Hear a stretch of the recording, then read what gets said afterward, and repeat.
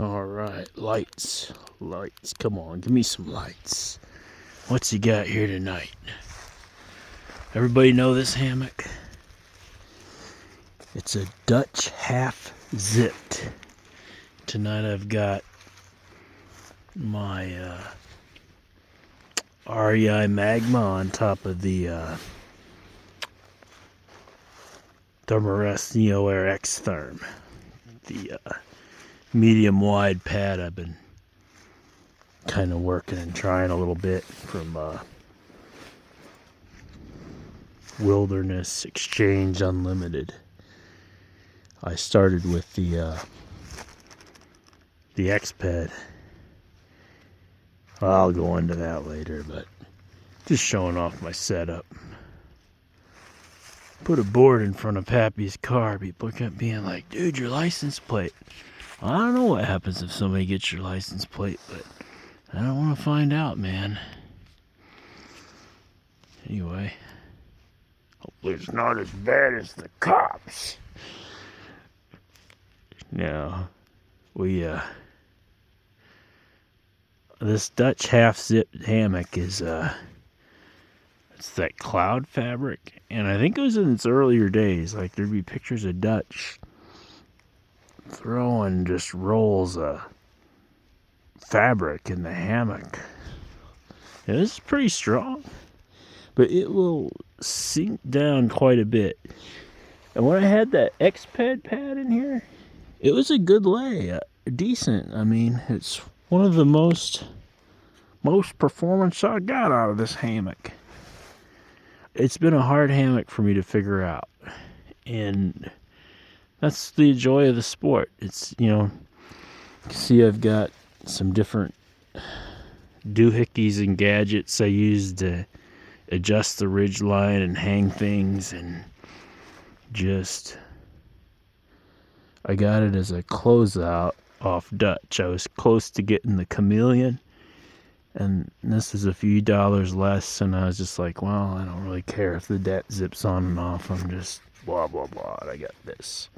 And it always, like, really kind of squeezed my shoulders, and, like, I'm about 200 pounds. It would sink down pretty good. I had to reach way up this tree to put a strap. But it's only 13 ounces, and that's with all these little doohickeys on it for hanging under quilts and tying out and whatever they do to it. That's pretty light. It's kind of like, it doesn't really like pack super small. It's kind of an airy, meshy material, but I think it's the lightest hammock I have if you want to include a bug net. And it's a full, I don't know, 11 feet long or so.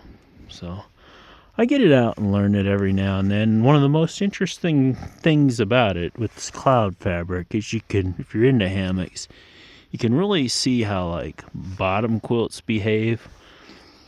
One thing I learned was, like, so you get a bottom quilt on, which we're camping with a pad here. We're talking your insulation underneath. Got a sleeping mat, a pad, inflatable insulated mat. But if you had a bottom quilt, you can pretty much see through to that bottom quilt. So you can kind of, like, just learn about the different ways you can hang your bottom quilt and what do you get away from. Like, what I learned is, like, you can have a gap under that bottom quilt, and I get in debates with people, but I used to think you have to suck the bottom quilt up against the hammock.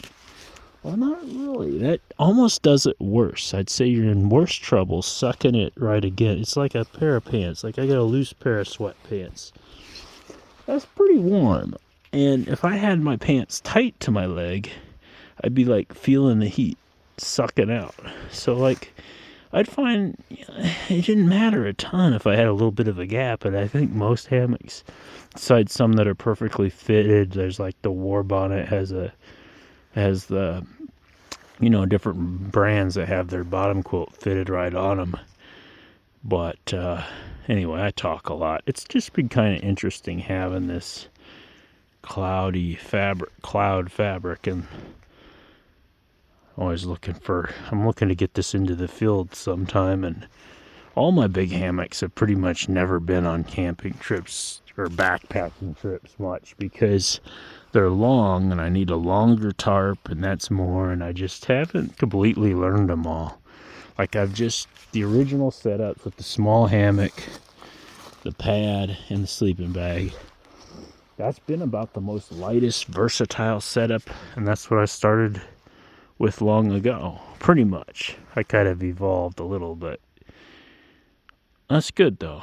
It's good to evolve and try different setups. I talk too long.